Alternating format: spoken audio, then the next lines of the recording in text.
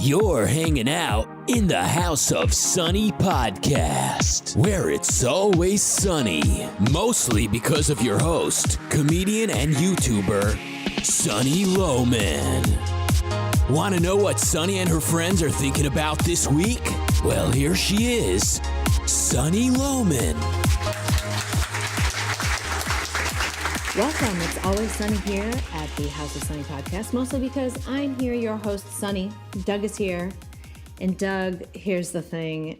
This week, sometimes I feel like the zombie apocalypse has already happened and like there's this brain-eating virus and I'm a survivor. Like it's already happened. And right. I don't realize. And when I first started feeling that way was over this child ripping at the border stuff. Like, I don't understand why everybody can't see that they're being manipulated and that it's all propaganda. And it's such extreme propaganda. If you spend 2 minutes paying attention to the facts and really literally not being emotional about politics, then you see the truth. So again, now we're going to talk about the Helsinki, you know what I'm getting at here, the Helsinki press conference, which I didn't watch until just a half an hour ago. I finally watched it. But prior to that, I was just kind of going on the facts or what I'd heard were the facts. And I'm like, what is happening to everybody? Why is everybody freaking out? Because what they were saying was, oh, he shouldn't have met with Putin, which is ridiculous. And we'll get into these different things. But he shouldn't have met with Putin. And then he shouldn't have been nice to Putin when he did meet with Putin. Correct. And then, okay, with all of that, and then I guess in the press conference, he said something like, and I had watched the little clip of this before, but something about not really trust, and he actually, I'm going to try really hard not to use their propaganda terms. What he said was, he didn't immediately go, oh yeah, I trust our intelligence agencies and what they're saying about that Russia did the DNC phishing scam or whatever, that I trust that that's what happened. He didn't like say that, and he kind of said, I trust both sides. He sort of said that. And you don't really want to say that you trust Putin or something like that. So he was getting a ton of criticism for basically believing Putin over the FBI or whatever, which is not at all what he said. But anyway, that's what the criticism was. And so I'm like, what the hell is everybody's saying? Treason, they're freaking out. I mean, the level of crazy emotional response to this is so beyond the reality of what's happened here. Even if he's made mistakes, the emotional response is crazy. It's crazy. Well, Sonny, let me just say, when they go low, we go high. We go high? You want to go high? I want to go low. Let's go low. You want to go low? Oh, I thought we were going to go high. We can go high, whatever. Let's go facts. No, this is definitely a shot across the bow of the zombie apocalypse. I think this is the first like bite. Like someone is, you know what I mean? There's it's like something the bite. going on. It's a bite across the bow. I think we should call the CDC because something's happened to people. I don't know. They might be in on it. There's a brain-eating virus out there. But the thing is the CD. But Trump's in control of the CDC, so how do we know he hasn't infected them? I mean, yeah, I don't know. I mean, I'm exhausted. I'm personally exhausted. It's kind of exhausting because now the border crisis is kind of over, and you don't. It's over. You don't hear so much about the ripping and the children. No, the ripping's fine. We're over ripping. We're done ripping. What about North Korea? I'm still in North Korea. We're still on the North Korea outrage. What happened to that? Yeah. Yeah, that's right. There was a lot of outrage with that too, and that was kind of a no big deal. And I don't know where everybody got this like 11th commandment that thou shalt not meet with dictators. Right. I don't understand that. He's the first one. Trump's the first one. That's not in our self-interest to not meet with our, the people that we have stressful relationships with. Sonny, everybody in the world is either a maniacal dictator or Thomas Jefferson. That's true, right? So you can only meet if you're the most powerful country in the world with the most powerful military with interests, business and political interests throughout the globe. You should only meet with Thomas Jefferson. Yeah, I mean, we're actually not at war with any of these countries. So it kind of, and even if we were, like even when we were in the Cold War, my understanding is that the presidents had the red phone or whatever went straight to the other side. But was it a red phone or was it magenta or what do you? Yeah, I mean, someone's going to correct me on that fact, like it's freaking important. Okay, yes. So here's the thing. Like a bat phone. So here's the thing. There was all this drama and all this hysteria, and I'm like, what is happening? This doesn't seem to fit the facts. Yeah, I thought he pulled his dick out or something, like something. I mean, I seriously thought something of that like crazy happened. So I did watch the press conference, and there were some kind of crazy moments. Like if he wasn't a person who didn't drink, you might think, well, did he have a couple of vodkas before he got on stage? Because here were a couple of the like question and answer. Here's my analogy of that.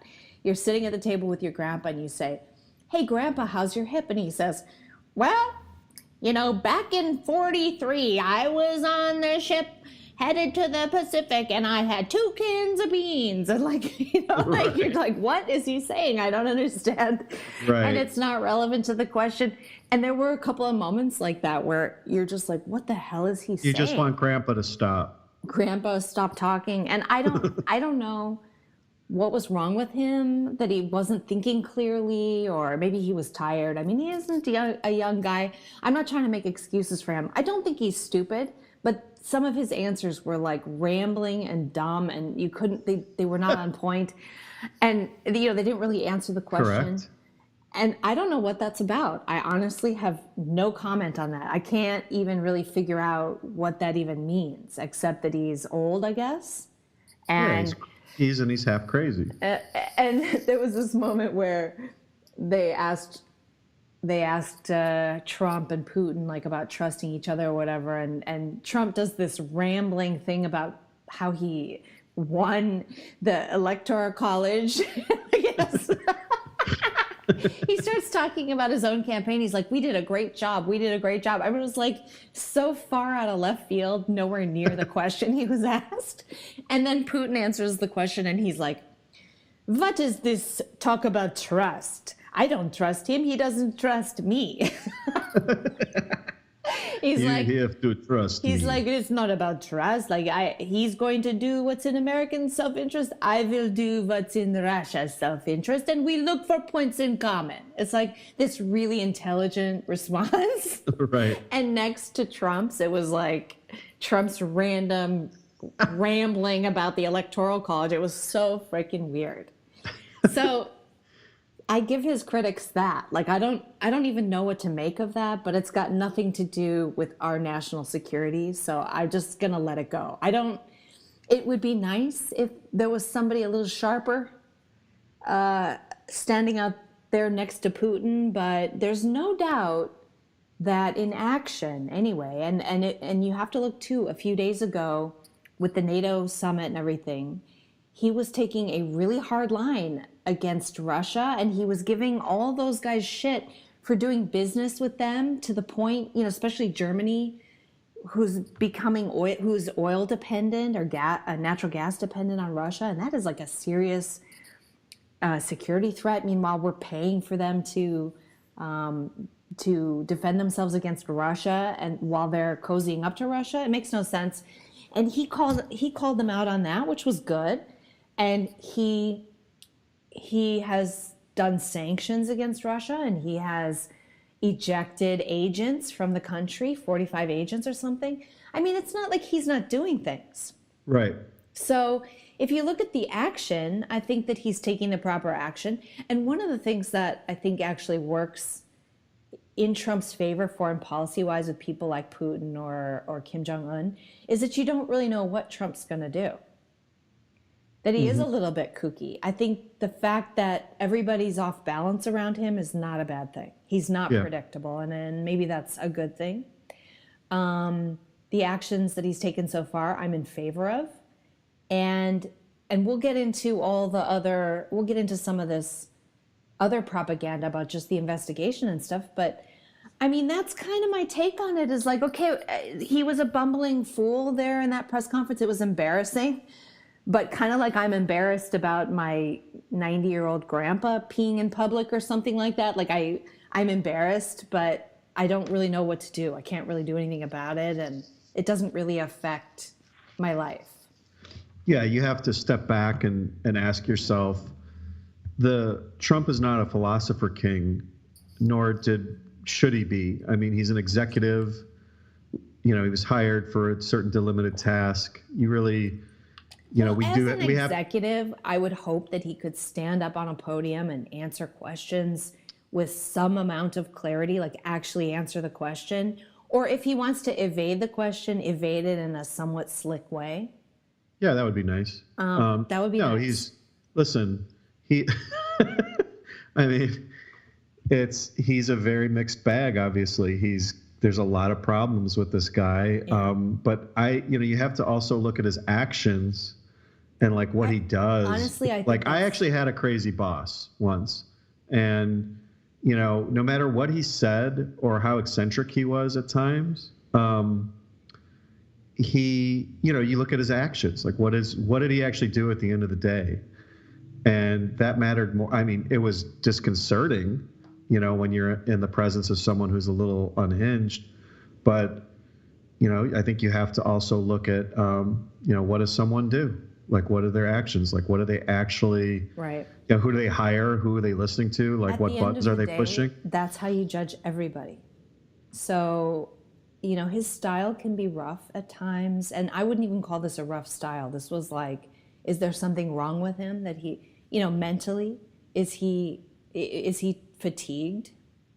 Well, here's the one thing that we know for sure, which is one of the narratives that I love, and I think we'll talk about this a little bit more later. We have a funny thing, but he's either the dumbest human being in existence. This is according to his critics. He's either the dumbest dotard, in American history, or he's an evil, cunning, double agent genius, behind Manchurian Candidate. It's neither. He's just a human being. And exactly. Maybe he was tired. I don't know. And he's kind of older.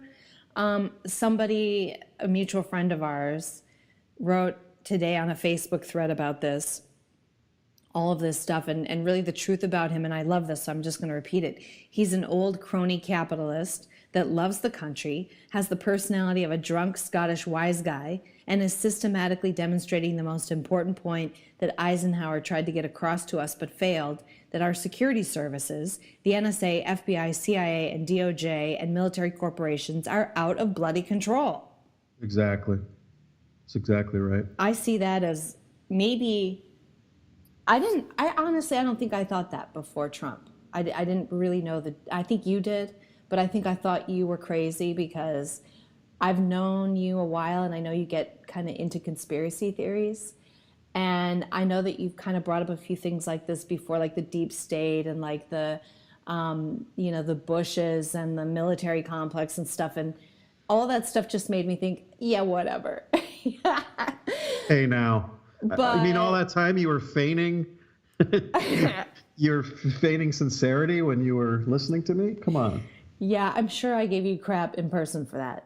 I don't know. Yeah, this is very I didn't really see duplicitous. evidence for that. And, you read a lot more books about that than I did. But this is making me realize how in control they are. The fact that Trump is just kind of having to put up with what's going on with him, which I do believe is a witch hunt. And by the way, I'm just going to say this again. And I've said this 100 times, and I'm probably going to have to say this 100 times again.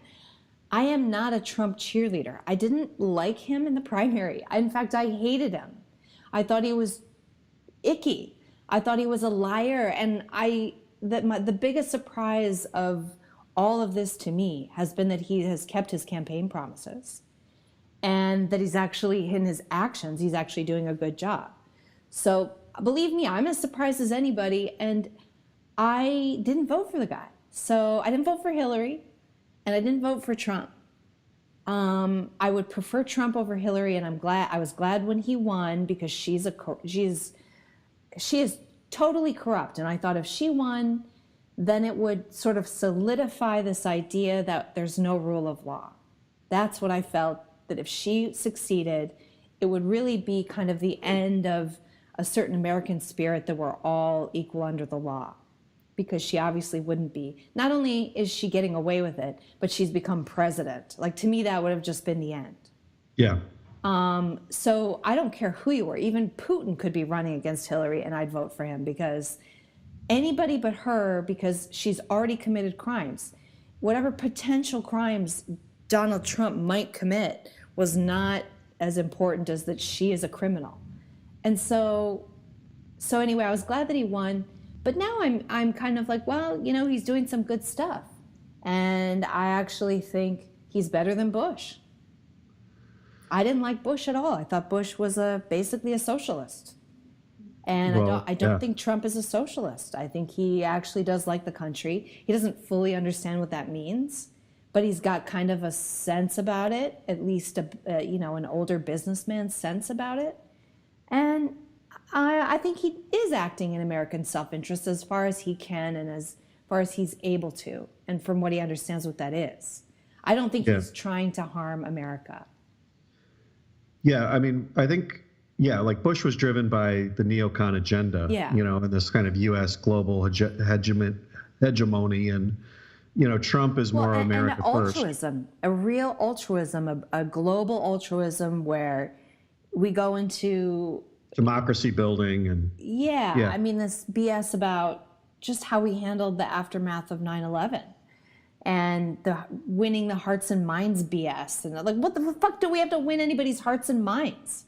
Right, exactly. Yeah, and that's like that's the Republican establishment, and I think Trump in large part was, his presidency or his campaign, and the fact that so many supported him was a reaction to people fed up and in despair over, the choices that were available and the people that are out there, and what's become of this monstrosity of our federal government and, our foreign policy. And, Trump, to Trump's credit, he's certainly taking call it a fresh approach to the post-Cold War, which hasn't been done. I mean, the Cold War, these Cold War boogeymen that we're supposed to we're supposed to pour billions, hundreds of billions of dollars into our defense establishment to fight, that's changed. Who's our enemy now? You look at NATO,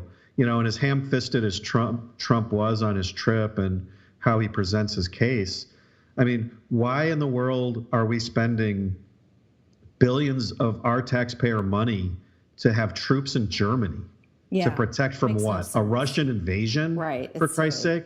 And as he said, they're in the process of signing a multi-billion-dollar gas pipeline deal with the Russians. So we're paying, our taxpayers are paying to protect them from the country that they're doing business. I mean, it's just, none of it makes any sense. And is he the right guy to go and critically analyze the situation and deliver a cogent case to the American people why, we need an alternative foreign policy, and why, NATO needs to change, and, we need to share expenses more, and we need to reset our priorities in the world? And no, he's not that guy, because he's not intellectual, and he's Trump. He's not a great thinker, and he's not a great analyst by any means. But I think his instincts are definitely in the right direction in terms of he's got some good instincts, and saying the emperor has no clothes. He has like, a this is ridiculous. Of undoing what Obama did, which isn't bad, It's a good policy. It's not whatever a bad he policy. did, do the opposite. Don't think about it. He's Just kind of do been it. undoing a lot of what Obama did, and but what is? Somebody was giving you and I crap online today about whataboutism, and I don't think that's what we're saying when we're saying, like, Obama and Hillary, they met with Putin. In fact, Obama was caught on that hot mic, and I thought that was outrageous. I mean, I don't think Putin is an ally. I think Putin's a freaking bad dude. He invaded Ukraine. I mean, the guy's out of control. The shit he's doing in Syria. I mean, there's just a bunch of... The guy is in bed with Iran, and the guy's a bad guy. He's a dictator. So, former KGB fuckface. I just watched Red Sparrow on the plane. I'm in Minnesota right now, and I watched Red Sparrow, and there's an actor in there who plays like a top spy agency guy, and he kind of even resembles Putin. Mm-hmm. Anyway, I just think, but that's kind of irrelevant. We just need to go about doing what's right, what's best for us and what's right for us, and making sure the guy doesn't screw with us or our friends, as long as that's in our interest.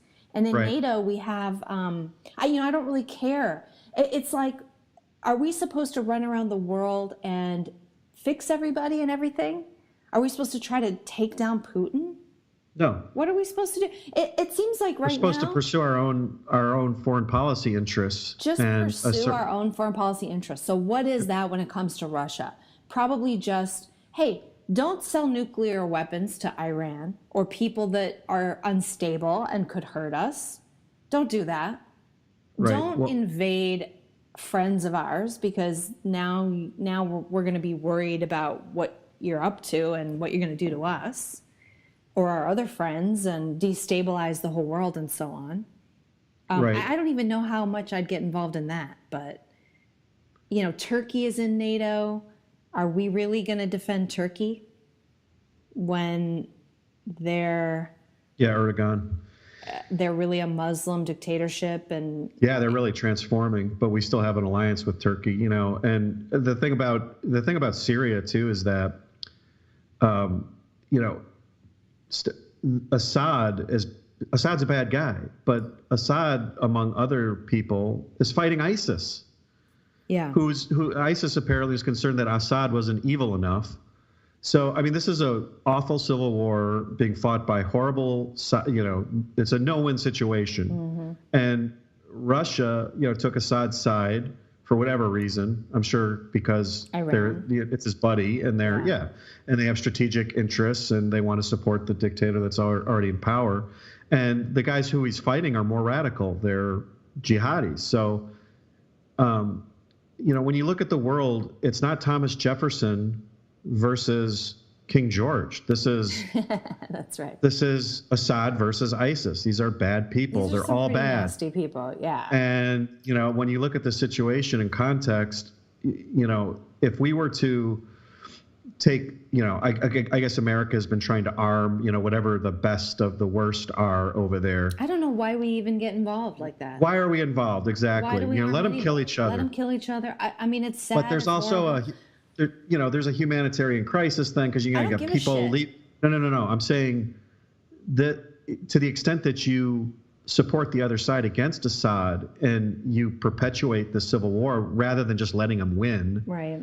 It's exacerbating, these migrants going into Europe. I mean, remember the deep state, these are the same people that gave us, the post-Libya situation. Right. That gave us the Syrian civil war. These are the same people that gave us the Iraq war, that give us the continued presence in Afghanistan. These are the people that, have us selling weapons to Saudi Arabia. These are the people we're supposed to trust, right? These are the people that know better what we should do. The point is, it's like the norm, the standard has become that we somehow have to be responsible for all of these countries. Right. And care what's happening within them. And, you can look at that as a human being and say, oh gosh, that sucks that, there's innocent people getting killed in these civil wars and stuff that don't concern us. It's all very heartbreaking, like with Vietnam and with North and South Korea. I mean, but at the same time, it's just not our problem. Yeah. I tend to have a very, I guess call it more a libertarian view of foreign policy rather than a hawkish or neocon view. I very much of the view that we should just stay out of other people's business unless we have a really direct interest that's really demonstrable. Yeah, and we should absolutely never risk an American life to save someone else, unless it serves some vital interest. I also don't think that we should, take down a regime because they're bad people. I mean, I'm sorry that there are bad people in the world, but that's just the way it is. And we can't keep spending our wealth and our people and our time. And I don't know. The whole Russia thing. So speaking of bad people, let's talk about the election and the supposed involvement in that. So there are a couple things that happen. There was this phishing email that I don't really understand technologically how this works, but somebody sends you an email, you click on it, and then through that click, they link into your computer and pull data off. It's obviously well, you get them to put your password in. You send them, hey. Oh, okay. Hey, need to enter your password here, and then you enter your password. Now they have your password, so now they can get into your computer. It's simple. I mean, it's Nigerian prince level stuff. Yeah. So it's it is theft. You're stealing data, and then that data, the DNC data, was leaked to WikiLeaks, and from that we learned that we got evidence, hard evidence, that the DNC was in bed with the media. Mm-hmm. And what else did we learn from that? That they threw the primary for Hillary, that they denied Bernie Sanders a chance at the nomination. That they did that, and also that they promoted Trump in the GOP primary. Yeah. So because they thought that he was the most likely to lose against Hillary. So all of this nasty stuff, and I'm personally glad that we know that stuff. Mm-hmm. The other thing now, but I don't condone theft, so whatever. But does that really? Are we saying, oh no, we found out something that we should have known, so let's call that election meddling? We found out some information, and that did probably affect some people's votes. And the Democrats lost, and Hillary. The Democrats knew they were running a corrupt person. Mm-hmm. So that's who they chose, and that corruption came out, and they lost. So wham, cry me a river. The other thing I remember, though, is that, and by the way, there has not been released any information that proves that it was Russia. Right, because the server in question was never turned over to the FBI. It was actually analyzed by, is it CrowdStrike or some third-party firm that was on the payroll of the DNC. Yeah. Analyzed it, and lo and behold, concluded that it was Russian agents. Right. Well, the FBI, and now there's this indictment of these so-called, these Russian agents that supposedly perpetuated this scheme. Right. But they're never going to go to court, and they're never going to have to give that evidence because they're never going to show up. So now, instead of this being, a counterintelligence or foreign policy issue, it's become a criminal issue with the presumption of innocence. This is the point that Andrew McCarthy was making in National Review. So now we got to treat these people as if they're innocent, and they're not, are they ever going to subject themselves to discovery? And where is the computer? I mean, bottom line is no one really knows who did this. It seems just because cloudy and shady and iffy, whether and just because these guys and just because U.S. intelligence agencies have told us this, the same people that have lied and lied and lied and appear from all the information we've gotten to have exonerated Hillary and tried to frame Trump. Right. In addition to all the other lies and cloak and dagger shenanigans over the last 50 years. If you're still out there saying, oh no, we should trust our FBI and whatever, have a little healthy skepticism. Well, what's funny to me is that before Trump, I feel like I'm to the left now of the left because, 2 years ago, 3 years ago, the CIA, the intelligence services, the FBI, the Department of Justice, I mean, these were all the pariahs. Yeah. The scary the intelligence apparatus, which was to be feared and to be suspected at all times, to never be trusted. And I think that's actually right. I mean, I think the left was actually right about that. So you're saying you're becoming a 60s radical hippie. Well, no, I'm saying I'm being objective because these people, I mean, there's truth in it. I mean, there's definitely, Glenn Greenwald, who is on the left, is probably the most objective journalist I've seen out there in terms of, a guy who's actually done the investigative work. He's the guy that worked with Snowden, and this guy has read NSA documents. I mean, he's been researching and studying this for decades, and I have the same opinion that he does. Like, what the hell happened? I mean, all of a sudden now the left is telling us just trust the intelligence services. Well, what just trust the FBI. That's how they're going to take down Trump.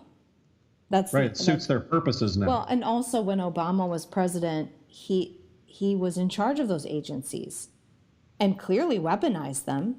Yeah. So, yeah. As all presidents naturally do. And I mean, this is why we have to be suspicious of these agencies. I think that it's healthy and it's very American to be suspicious of our government. That's all I have to say. I mean, I don't trust any of them. I don't trust Congress. I don't trust the president. I don't trust the FBI, the CIA. I don't trust any of them. I want to see evidence. I don't trust the media, particularly the mainstream media, has a track record and hard evidence that they're in the tank. And, if it's true that Russia did that phishing thing on the DNC, prove it. Show us.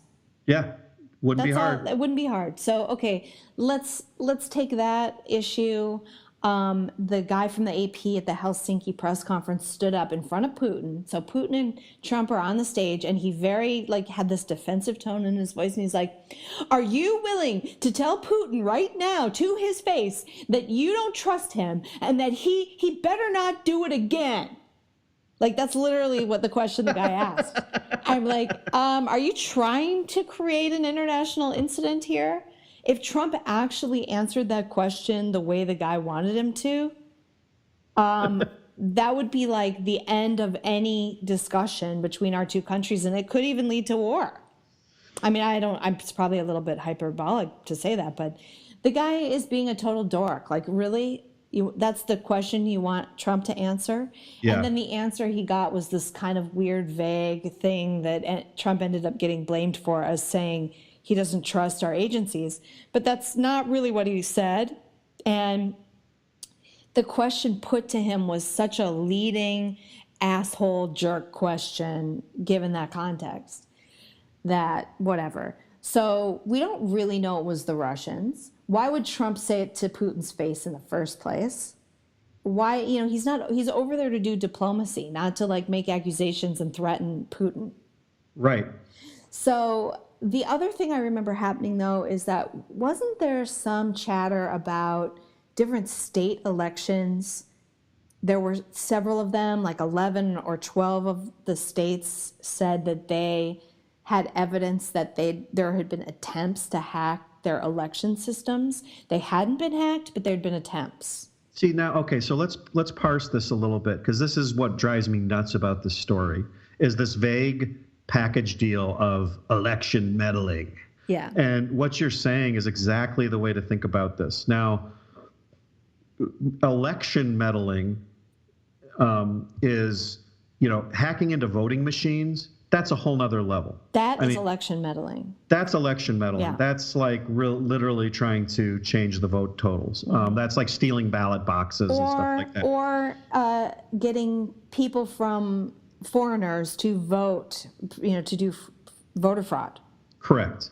Yeah. Now, this idea of, information coming out during the campaign that's, let's say, source. Or these crazy ads they ran on Facebook, which are hilarious. Yeah, the Facebook, Jesus wants you to vote for Trump. Yeah, it's comical. That's comical. But this is all package deal. Whenever you hear these pundits talk, they never actually specify what they're talking about. It's just election meddling. Right. So what the hell does this mean? Yeah. Now, if there's actually evidence that the Russian government was trying to hack into voting machines, which there hasn't been, to my knowledge, there hasn't been anyone who's actually even alleged that or proven it or shown it or said that it worked. If it happened, then absolutely 100% that's serious business. Now, if you're just saying information was sourced or an email account was hacked and it was, publicized, to me, that's okay. Come on. Well, okay, there's maybe a crime there. I mean, you could make the case that there's a crime there, but sure. I don't. But here's the thing. Here's the broader context. An international incident over that crime. I just don't think that rises to the level of let's go to war, because probably we interfere with other countries' elections, and I don't think we're stealing data, but we certainly are probably. We do steal data. We absolutely cyber attack these countries. We absolutely have operatives in these countries. I don't know that that's true. How do you know that? From my reading. Okay. We'll have to get some links. We'll have to get some links on that. Well, really, Glenn Greenwald, who read NSA intercepts and reads NSA documents, an ex-CIA agent, like what's his name, Ship. There's this guy who's out there now who's an ex-CIA agent. There's whistleblowers. I mean, there's tons of evidence. And the point is that, of course, you do not think the U.S. government uses its resources to try and affect the outcome of elections. We assassinate leaders. I mean, we've participated in coups. I mean, this goes on. This has been going on. Gaddafi is just unbelievable. Hillary was laughing that we came and he died. I mean, we killed him. Mm-hmm. This is. So, anyways, my point is that secondly, some vast percentage of the lobbying that goes on in D.C. is conducted on behalf of foreign governments, and the Saudis, the UAE, the Chinese. I mean, all these countries are pouring billions of dollars into Washington, D.C. to lobby for their interests. Our whole government is for sale to foreign interests. The Clintons themselves were paid and bribed by the Russians, during the Uranium One deal. Well, I remember hearing something about Obama spent a bunch of cash in Israel to try to defeat Benjamin Netanyahu. Absolutely. A bunch of taxpayer money. That was absolutely known that the Obama administration more than the Russians poured resources into trying to defeat Netanyahu. Yeah. And so this is just obvious, like run-of-the-mill stuff. So you got to put this in context. Now, the reason I say that is because people try and sort of like look at this out of context.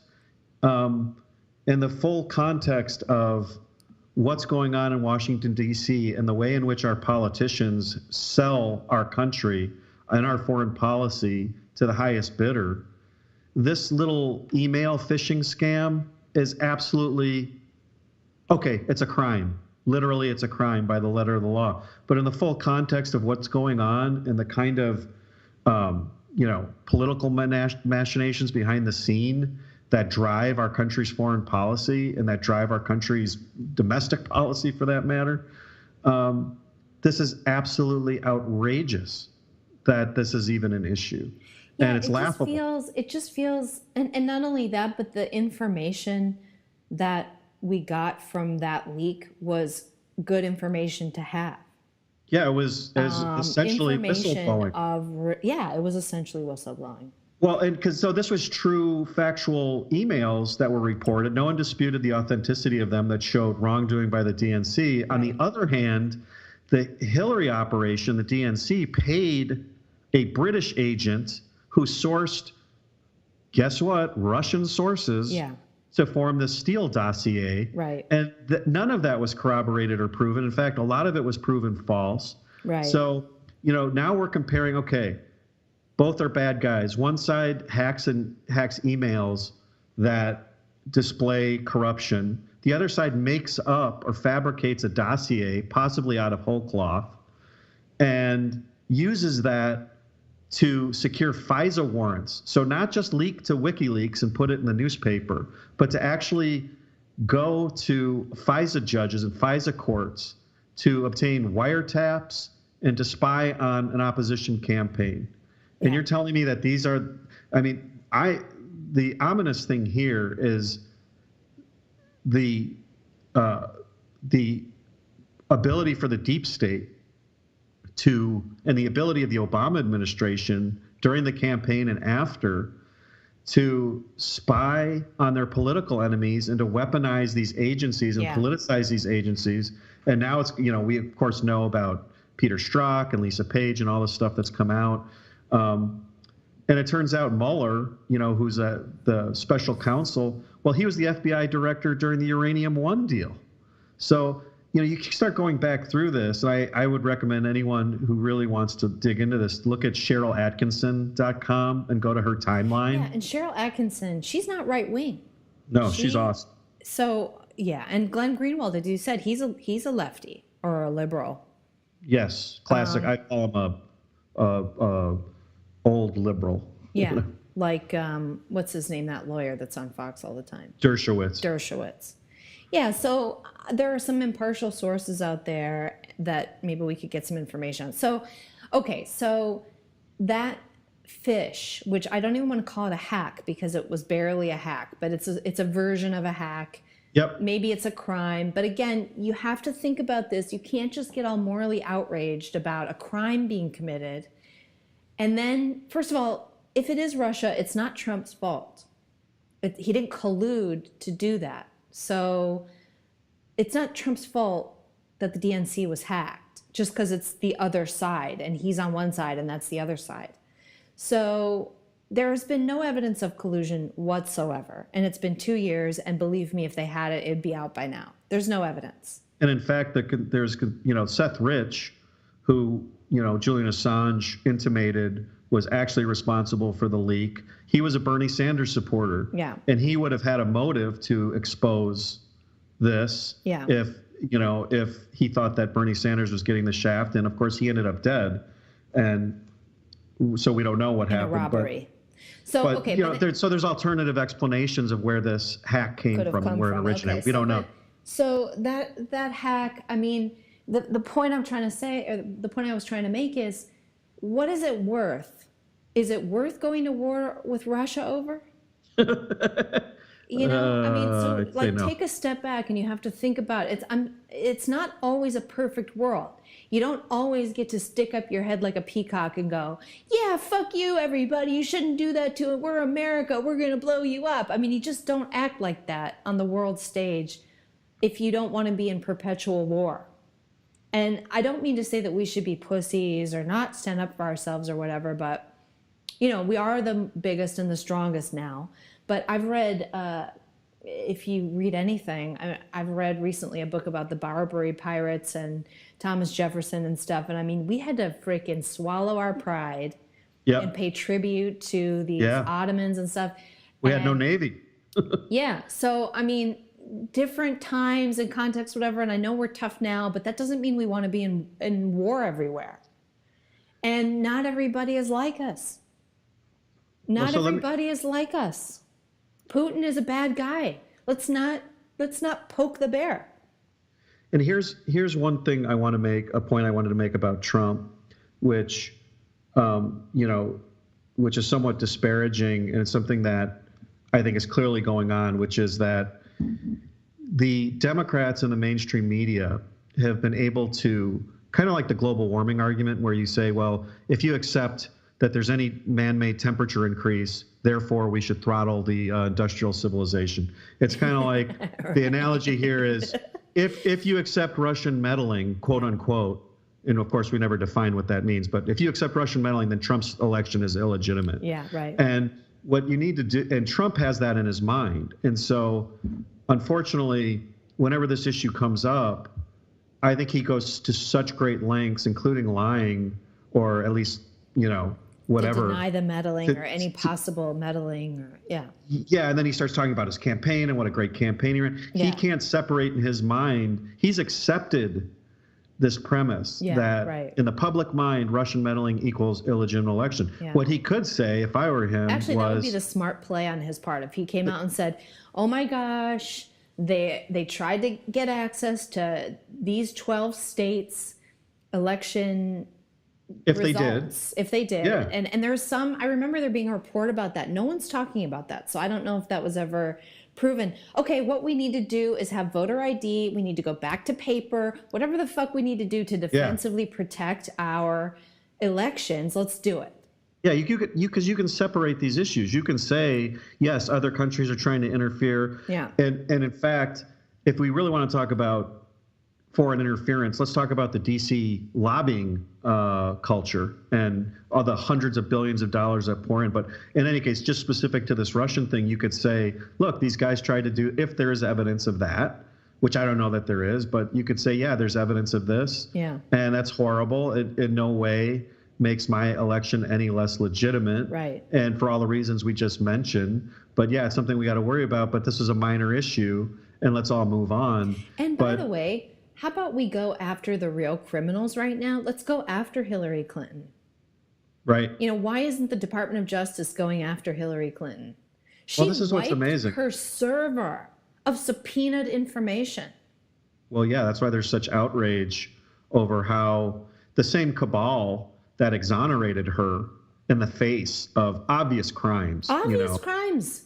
This is the same cabal that turned around and like little petty crimes, but international security crimes when it comes to the uranium deal and stuff like that. So I think that if Trump would take a strong, maybe he doesn't have the political capital to do this. If he goes after Hillary and simultaneously tries to protect our actual election results, the Democrats' heads would explode more than they are now.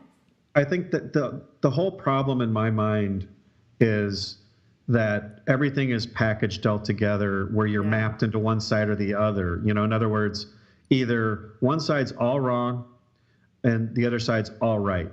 And it's creating hysteria, and it's leading to this sort of hyperbolic reaction.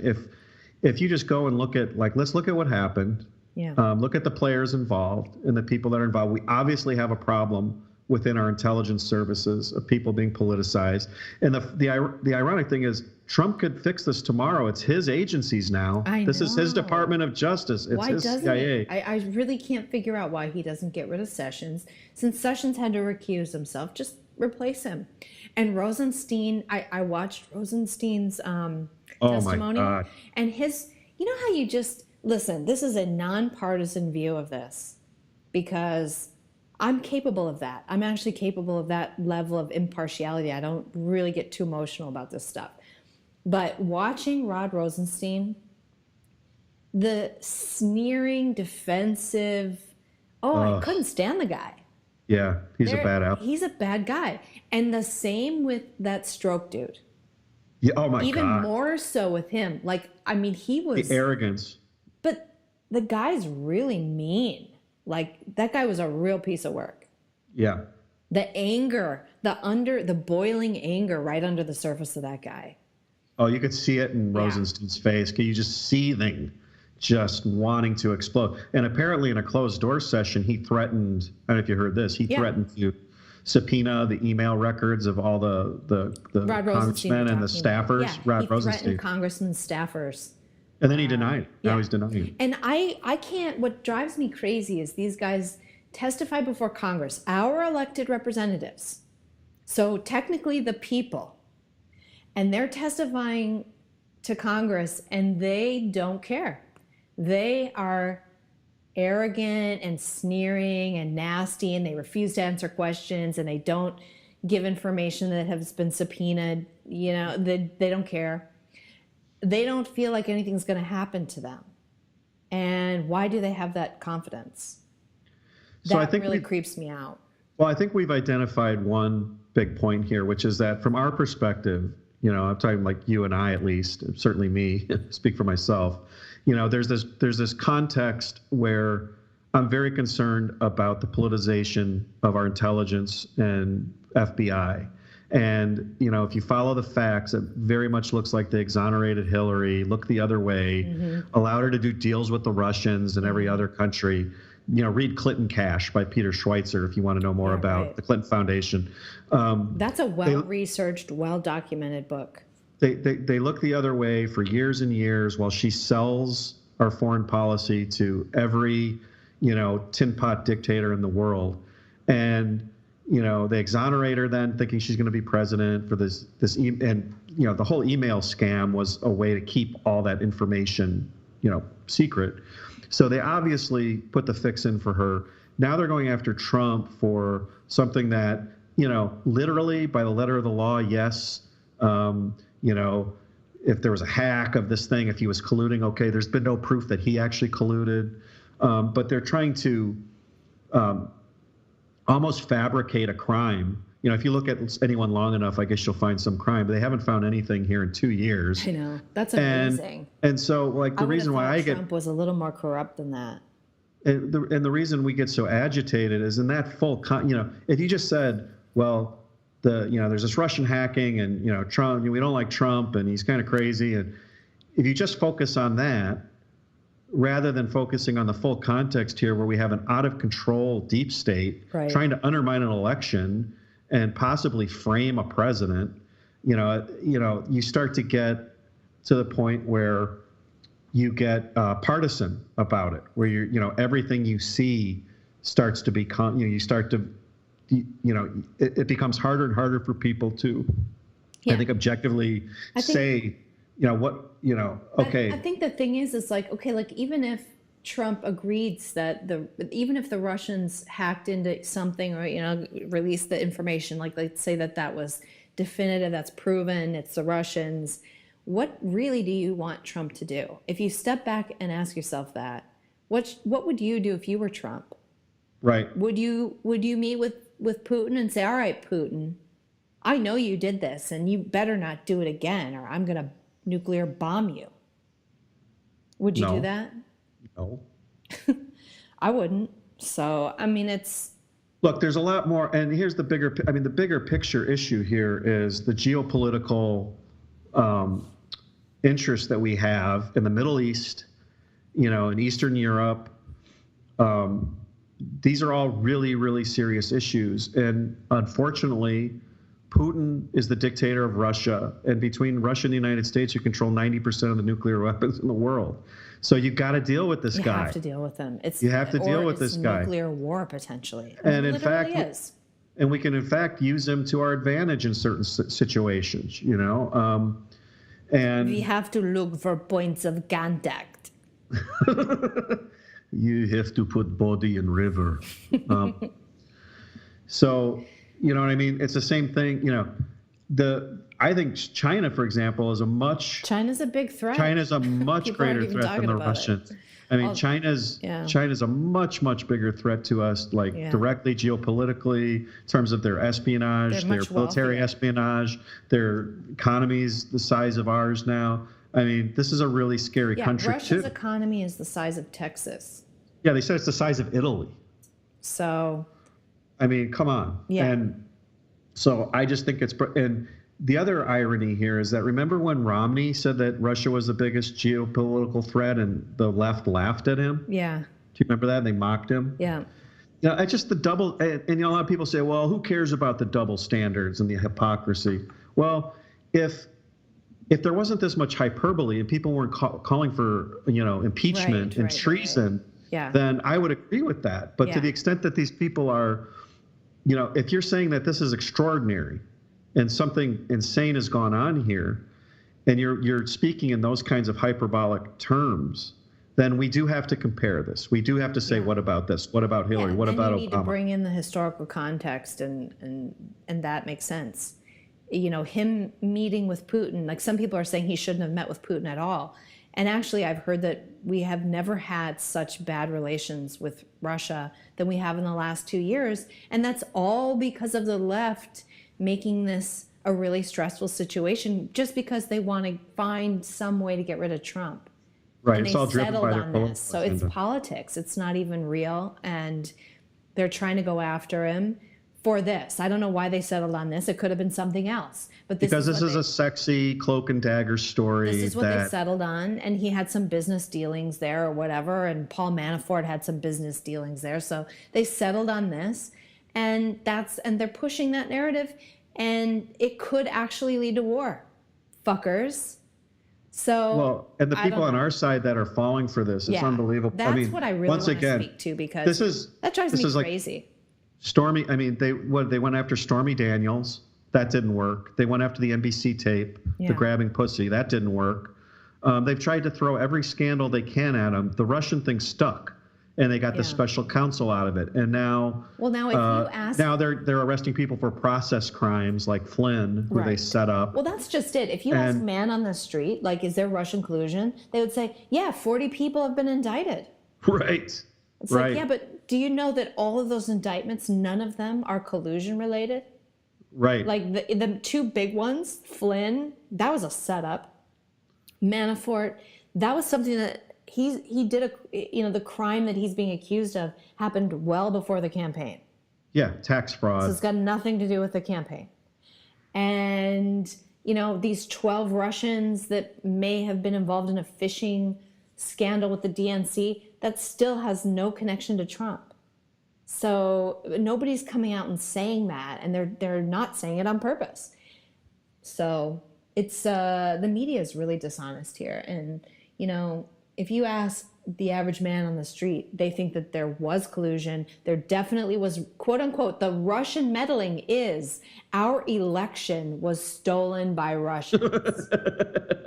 And they put Trump into office and he's a puppet. Right. That's what they fucking think. That's the narrative. That is what the media is selling. And I don't think people on the right think that, but people on the right, they hate Trump enough, some people, that they see this and they just go, oh my God, our president, the Helsinki press conference anyway. And they're just like, I can't believe he's done. I'm trying to figure out what they're upset about. I don't, calm down, take a step back. Yeah, he acted like a 76-year-old grandpa who's confused. And I don't really get that. But that's not the crime of treason. That's not what everybody keeps saying. And so I don't even understand it. I'm just, okay. I can't wait for this not to be in the news. Just like I couldn't wait for the child ripping to get out of the news. I ignored that story too for a week. And then I couldn't ignore it because it just kept popping up. Yeah, it's amazing. I was waiting for people to stop. The children, the ripping. It's like, we can't be the world's nursemaid. What's interesting is I was around during the early years of Reagan, and I was like just a teenager, so I was getting politically engaged. And what's happening, now is very similar to what happened in the first, and I'm not comparing Trump to Reagan, by the way, but it's similar in terms of a guy who was very kind of unconventional and very much against the establishment. And the sort of hysteria, which was not able to be amplified by social media and 24-hour news networks at that time, was very similar. I remember my parents, who were big liberals, getting some sort of flyer or something from their friends, say, Reagan's trying to, assemble some sort of constitutional convention to, pass some amendment that was gonna, some evil amendment or something. It was this kind of hysteria was floating around that he was, this trigger happy. He's selling guns to Iran and. Well, that was much later, but I'm talking about the early 80s, okay, where, he was going to get us into war. He was going to get us into a nuclear war. Yeah. He was a trigger happy, hawk, yeah, who was bent on, destroying the world through nuclear war. And he was a heartless, evil, Republican that was going to, kick all the grannies in the street. And it was the same stuff. I mean, the same thing about Thatcher, too. Yeah. And there was a whole counterculture around it. Media. That's the exhausting part, is where I'm just constantly battling against that and the narrative they're spinning. And I don't just mean in like this podcast or whatever, but with conversations with my family. Like I have to, no, that isn't exactly true because this and that. And yeah, I'm sure everybody listening goes through the same thing. It's like, it's exhausting. And to have that problem with your allies on the right, to have to be like, look, okay, children are not being ripped from their parents' breasts. Like, let's calm down and find out what's really happening. And you find out that the majority of these children are coming across the border not with anybody they're related to because they're being used, because they know that if they come with kids, they can claim asylum and then get treated better. Like, right. They know this, so they're doing this. It's actually putting kids in harm's way, so stop it. And Trump is trying to stop it, and for that, child and ripping and I mean, honestly, people, you have got to calm down, back up, and stop being manipulated. The media is manipulating you. We're manipulating you. And now we're doing it. Go get the facts. Don't even listen to us, right, Doug? Well, listen to us and go get the facts. No, listen to us. Listen to us. We know what we're talking about.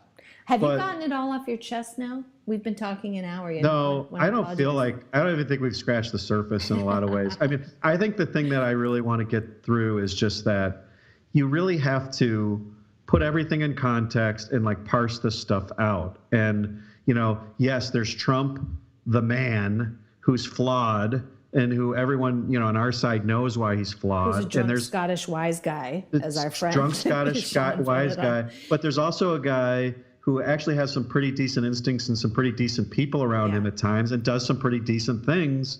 And as narcissistic as he is, I think he does care. He's an American and he likes America. He doesn't hate America like Obama did.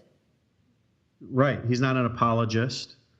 He's not politically correct. He's not a neocon. He's not establishment. He's just a fucking dude. He's a crony capitalist who built a business and now he's in charge. And oh my God, the tsunami of hate that is pouring down on this guy. I wonder if he's even going to want to stay in office after 2020. Yeah, who knows? But what I'm saying is there's like that issue, which is separate from this concern and this obvious politicization of and weaponization of these intelligence services. And to me, that's going to outlive Trump. Trump's going to be gone in a few years. Yeah. And, if we allow I don't think Trump can do anything about it. I mean, what can be done about it? Well, he's the president, right? I mean, that's what's amazing to me is that, these are his agencies. These are his, and they're, now there's these, congressional committees that are trying to investigate this and sort of, the investigating the investigators. So you've got this whole mess. But have you noticed that the best guys keep resigning? Like the best investigators, like Trey Gowdy just said he's not going to run. I mean, all these people who've been kind of instrumental in trying to, quote unquote, drain the swamp, and they end up resigning. Well, this is what's really sad, I guess, is, you've seen this series on Facebook, The Swamp. Yeah. If anyone out there, our listeners have not seen this, I wish I could remember who's making it, but I think it's not really partisan. It might be a libertarian group or whatever, but there's a web series called The Swamp. I think you can find it on YouTube and Facebook. It's kind of eye-opening about how Congress works. Well, I was also reading an article today about, what's her name? Ocasio-Cortez, the girl, the socialist woman that won in New York. Like, there's actually been pushback, and of course I'm completely absolutely opposed to everything this woman stands for. But what was interesting about this article was that she's getting pushback from Democrats who are saying, "Hey, honey, cool it.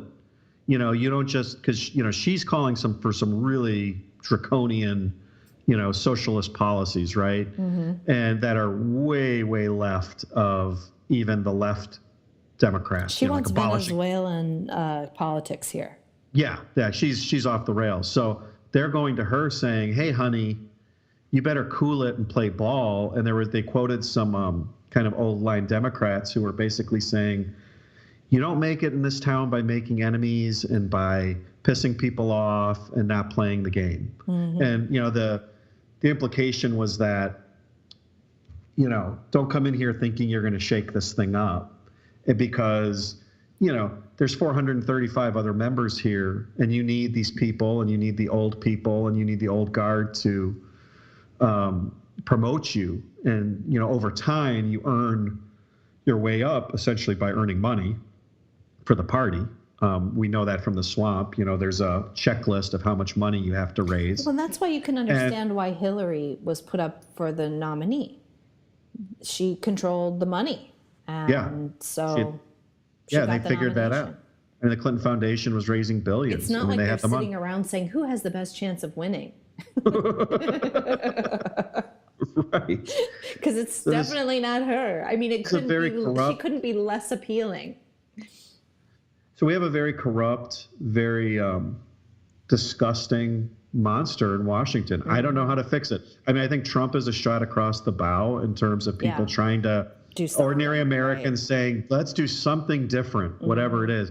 My fear is that if the economy really goes in the shitter, which it probably will, that, Trump is tight. Really, the only thing that's propping him up now is the sense that we have a good economy. If that goes to shit, then they're going to lose big, and people are going to turn to the next big thing, which is a Bernie Sanders or this Cortez woman. Yeah, it's kind of like how the Obamacare has so screwed up medical care. It was bad already, and then Obamacare came along, and now it's just really made it unsustainable. And And I don't know what's going to happen if we don't repeal that and do some free market reforms. We are going to have single payer because that's the only way to sort this mess out. Yeah, exactly. And that's exactly what's going to happen with all roads go to socialism. Yeah, exactly. It's always popular at the ballot box because people think it's a quick fix, and it's a very seductive, to the average person, this idea that the philosopher kings are going to get together and plan everything for you and you're going to get a free lunch. Right. Is very seductive to the majority. And that's all it takes. So I have some real, that's scary. I mean, I don't think this is not going well. I think Trump's doing some good things, but without the ability to really articulate. He doesn't have a lot of power. He doesn't have a lot of power over even his own agencies. And they're actually trying to take him down. And so he doesn't have. Well, I think he's in over his head. Yeah, he's in over his head too. Well, but who wouldn't be? I mean, right? Would Ted Cruz be able to go in there? And I mean, he was my candidate. Would he be able to go in there and make a difference? To some extent. I mean, I think he would maybe because he understands Washington better than Trump did. Yeah, and he's a brilliant guy. I mean, he knows he's a tactician. Why couldn't he's got a good ideology? Election then? Because he's not, I think he was regarded as being part of the establishment, and I don't think he was different enough. I think now maybe because we all knew he was the anti-establishment candidate, but well, people on the street though love Trump because of his confrontational approach, and so if you're the average guy on the street, you think he's fighting for me. Yeah, and I actually like his confrontational style at this point. I think it's good that we've got this other extreme in there that's so offensively un-PC that I think we're going to fall then now somewhere in the middle, which is where we should be, which is that people can actually just speak their mind. That's certainly what's happening. I think all the gloves are off. The gloves are off. I mean, you're seeing a lot of people just saying what they want to say now. And I think that's really good for America because for a couple of decades now, 3 decades, we've been crushed by this PC language stuff. So anyway. Well, that is it for our show today. It's a little bit of a depressing ending. Doug, you and I are going to have to come up with a solution. To what to do about the deep state. Oh, I thought about just making the podcast happier. Oh, just making Let's the podcast start that. better? Okay. Let's start with that, and then we'll tackle the deep state. We'll have a couple jokes actually next week. So that's it for our show. You can follow me on Facebook at Sunny Lohman and subscribe to my YouTube channel at House of Sunny. You can check Doug out over at the Rational Capitalist blog or on Facebook. That's at ratcap.com. If you're enjoying the show, join our Patreon Elite Squad, please. We are completely fan-funded, like a lot of people. My YouTube channel was actually totally demonetized. Everything. I can't monetize anything now until I have to cross a threshold in views before I can now start monetizing things. And every time I put something out that's monetized, it gets flagged for the first week as a copyright problem that ends up getting resolved. But then, of course, by then I've lost the first week's worth of views. So anyway, we are fan funded and you can get mugs and t-shirts and access to a secret Facebook group. So go over to patreon.com/House of Sunny and join up. Right, Doug? Definitely it's cool do it. Being part of the elite squad. Oh my God. It's so cool. Oh my God. Get in there. Get it done. Talk to you next week, everybody. Thanks for listening to the House of Sunny podcast. Go check out Sunny on YouTube at her channel, House of Sunny. Everything Sunny does is fan-funded, and because she's likely to get kicked off and demonetized on every platform at some point, please support her over at patreon.com/House of Sunny. Become one of Sunny's elite squad and have access to behind-the-scenes footage, t-shirts, special events, and more.